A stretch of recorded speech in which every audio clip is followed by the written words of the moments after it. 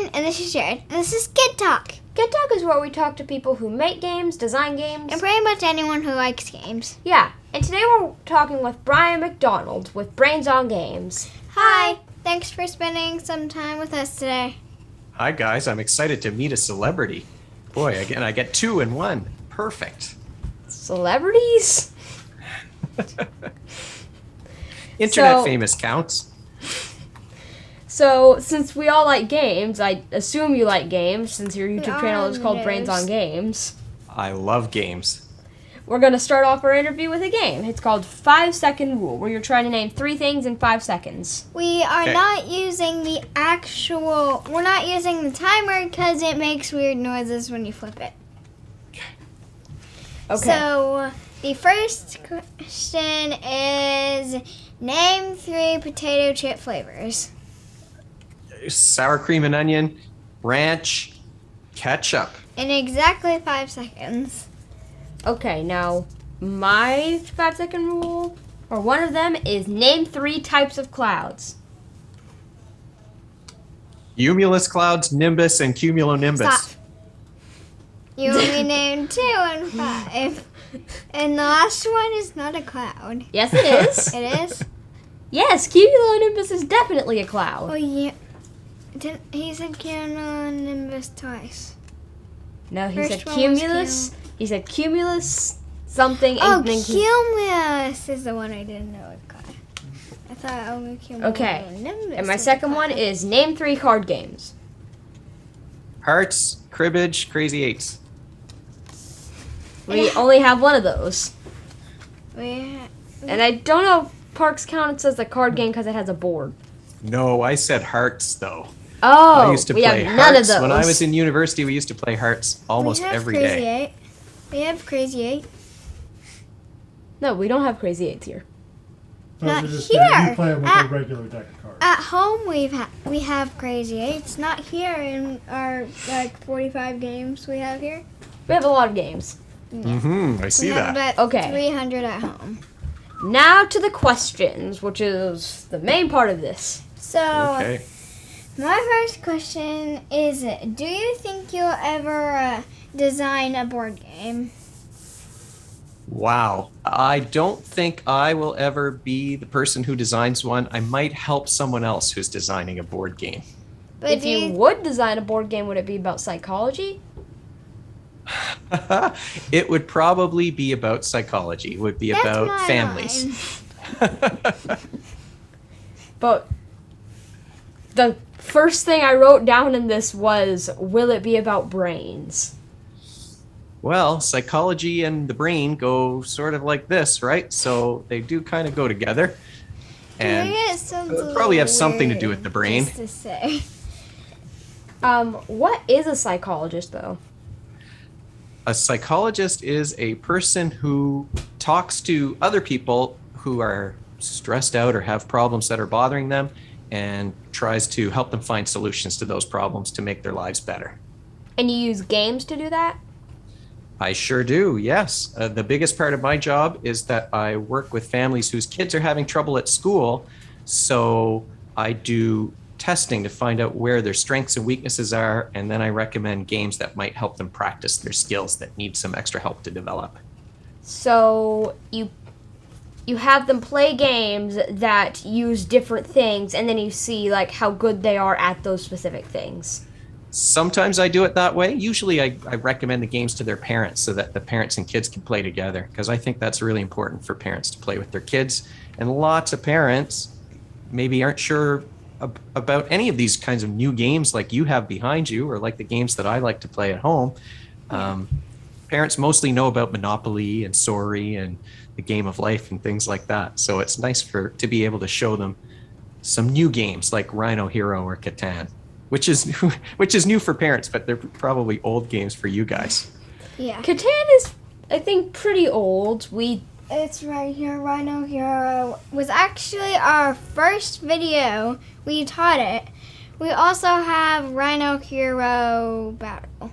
Super Battle. Yeah, Rhino Hero Super Battle. Which Both was very going to good be our 100th video, but we've done over 100 videos now. Wow. Probably. You guys I don't are know how many. experts. We have. We have it on the news. My goodness. Wow. Well, The that's very special. The Vine about 5 times. Is that about how many times? 6 or 7. Yeah, 6 or 7. Around that many times. Good job. My second question is, what game do you think is super simple but uses a lot of brain power? Oh boy, that is a really good question. A super simple game that uses a lot of brain power. There is a game called Skull that I think is really, really simple, but there's a lot of thinking involved in trying to figure out what to do. And it's a game where everyone has 3 flowers. They're like little round coasters.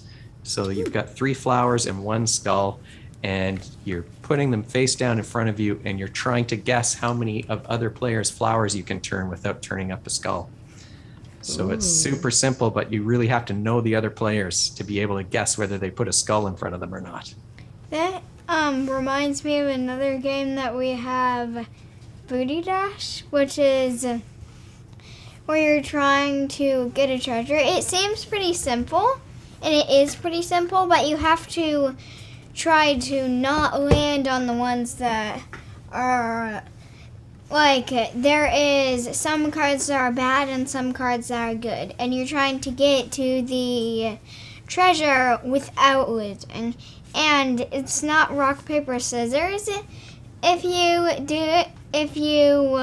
land on a bad card, it is cannon net knife. Yeah, cannon net knife. That sounds like a cool game. A game that I think uses quite a bit of brain power, but it's really simple, is barrier battles. Where you're building your bases and then trying to fight each other with little, like, you flick little things. But you have to build your base strong enough to protect your king, but still being able to flick him out of trouble if he's ever in trouble, and find out which ones to flick when you need to. The back as an example, you are trying to flick and hit the king, but you are trying to flick but not get flicked. Mm-hmm. Flicking games involve an incredible amount of brain power, that's for sure. Some of my favorite games involve that flicking, and you have to know about physics and reflections and to be able to do all those trick shots that you have to do in some of those games. I think we just flick. I have a question for you. Do you have a favorite McDonald food, since your last name is McDonald? Well, I do like McDonald's French fries, and there is a McDonald's. I'm in my office right now, and there's a McDonald's down the road, and sometimes kids will come to visit me, and they'll go to McDonald's for lunch, so it's like they're spending the whole day at McDonald's, because first it's Dr. McDonald's, and then it's McDonald's restaurant. Well, we have a McDonald's down the road, too. That's good. It's kind of... We The also first have a thing I Costco asked down after the we road. learned your last name was, does he work at McDonald's? No, I did work at McDonald's. When I was in Games. high school, I did have a job at McDonald's for a while. It was very confusing. What games will you never get tired of? Oh man, I love games so much that I don't usually get tired of games. So all of them. Probably all of them. But one game that I've probably played the most and I've had the longest is Crokinole. I love that game, is and I'll always Crokinole? love that game. What is Crokinole? It sounds like it has something to do with croaking and frogs. You would think that's what it was, but that's not at all what it's like. Crokinole is like a combination of curling and pool. You have a big round board, and you flick discs, and you're trying to get them into the middle of the board, but there's little bumpers all around it. And so you try to protect your discs so that the other player can't knock them off the board. So you're trying to get the most points by flicking without getting knocked off.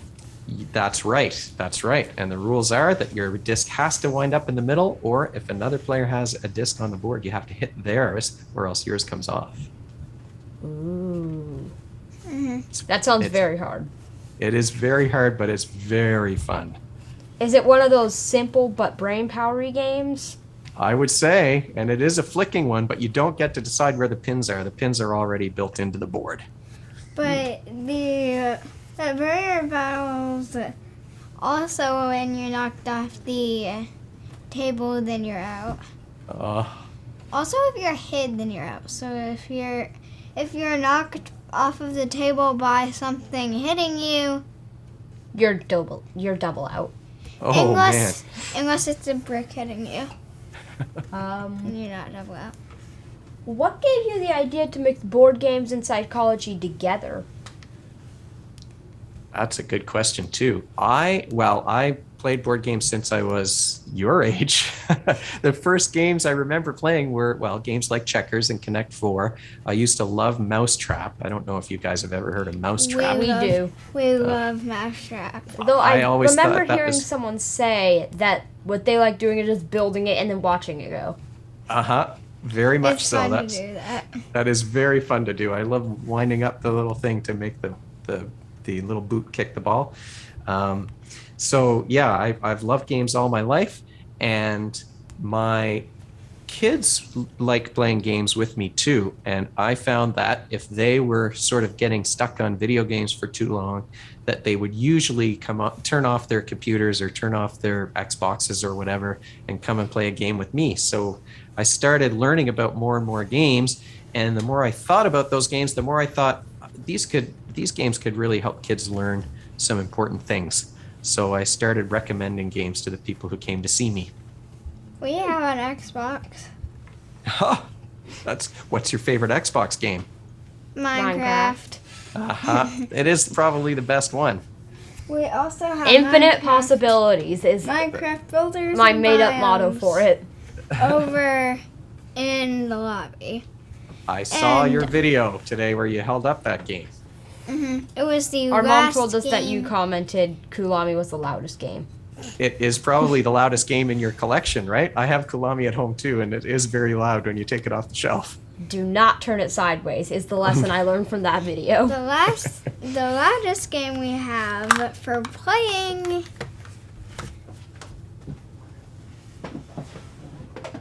probably Hammer Time is where you're using a hammer to hit the box. Not a real hammer though. Then you would probably break the game pretty fast. Yeah. Yeah. You couldn't use a real hammer or a real pick when you're playing Minecraft either, right? Yeah, when we're playing Minecraft Builders and Biomes, the joke we made, you said that you watched the video, we said do not use a real pickaxe on this game. That's will not very go good well. advice. Oops, I broke the game. I have one game though that's really stressful. I don't know if you want to ask me about a game that's stressful to play. Can you tell us what it is though? It's a game called Magic Maze. That actually sounds cool. It is very cool. It's a game where the pieces are a dwarf and an elf and a wizard and something else that I can't remember. And they're in a mall and they're trying to get the equipment that they need to go on an adventure. And everyone's cooperating, but each player can only move all the pieces in one direction. And they're not allowed to talk to each other to plan things out. And there's a timer. So it's really hard and stressful because you don't know what everyone's trying to do. And you can only move pieces north or south or east or west and not in every direction you want to. That does sound very stressful. It's a fun kind of stressful, I think, but some people don't like those timers. Did you ever have a different dream job than being a psychologist? Or was that always what you wanted to be? Well, I always wanted to be a doctor of some kind. There are pictures of me when I was 3 years old wearing a lab coat with a stethoscope around my neck. So I've always wanted to be some kind of a doctor. And I think if I wasn't a psychologist, I would want to be an eye doctor because I get to play with all those fancy machines that eye doctors use. Mm-hmm. We actually have been to the eye doctor recently. I learned that I need glasses. Oh, No, I can't wear nice. them in any of the videos because they glare very bad. Yep, my glasses are right beside me and I have the same problem. So, Jarred, I know just where you're coming from. Do you have anything other than board games and psychology that you study? or that you like to study?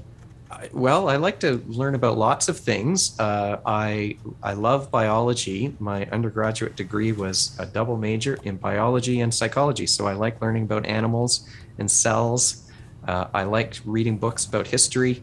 I find history is very interesting, especially history from a long, long, long time ago, like ancient Greece and Roman history and things like that. He would love that. I Because he does love it. I know mythology from those places. He knows like every single thing about mythology, except he has one more series of Magnus Chase to read. That's not Magnus Chase. It's the Trials of Apollo. Whatever it's called. I know all the mythologies, but I'm not. Oh, okay. It's some When I kind was- of mythology thing. When I was 11 years old, I had an encyclopedia of mythology, and I used to look up stories about the Norse gods and the Greek gods and the Egyptian gods. I always found that stuff very fascinating. He's 11 and he basically does have one. I have multiple. Well, You I didn't have- have Rick Riordan books to read when I was 11, unfortunately, or else I could Yeah. have learned them that way. Rick Riordan is a very good author. He has sure almost all the books that Riordan. However you say his name, because I have a tooth that hasn't grown back, so it's hard to say words. It's hard to say it's hard to words say like that word. That name is a tough name. Rick Riordan. Rick Riordan.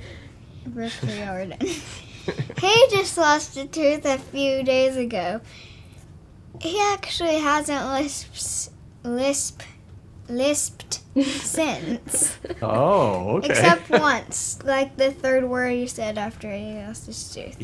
He probably practices his favorite author's name, maybe, and that's why he can say it without a lisp. Maybe. He doesn't know. No. Last season we did Would You Rathers at the end of all of our interviews. And now this season we're doing a game called A Little More Conversation from Gamely Games, which is basically the same thing but a different game. Can we ask you a few of the questions from it?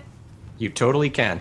Since we all like games. So mine Again, another game in a game interview. is train or plane. Which would you ride? A train or a plane? Train. I like trains. I think they're fun and cool. I've never been in a train and I've never been in a plane. I want to go on both of them. I am afraid of heights, so I would go with train. Oh, okay. I'm not afraid of heights, but as something who was afraid of heights in a Pokemon show, he was afraid of heights, but he had a flying Pokemon that he rode, but later they were in a plane and he said, "How is this thing flying without its wings flapping?" It's Are called there any foods you aerodynamic. won't eat? Okay, could you say that again? Are there any foods you won't eat? Yes, there are. I will not eat eggs because I'm allergic to them. I didn't know there was an allergy to eggs. Well, there's an allergy. Is to it kind of what's like in dairy eggs. allergy? Yeah, it's the same as a dairy allergy. Oh. And my next little more conversation card, I'm still trying to figure out what to call them, is pizza or pasta? Pasta all the way. Pasta is I very love good, but I pasta would go and with pizza. I would go for pizza right now, but I love pasta. Thanks for spending some time with us today. It has been really fun talking to you. Thanks so much for inviting me, guys. It was great meeting you. I hope you have a great rest of your day. See you later. Bye. Bye. Bye. Thanks for hanging out with us on this episode of Kid Talk. Be sure to subscribe if you don't miss out on any future episodes. See you later. Bye.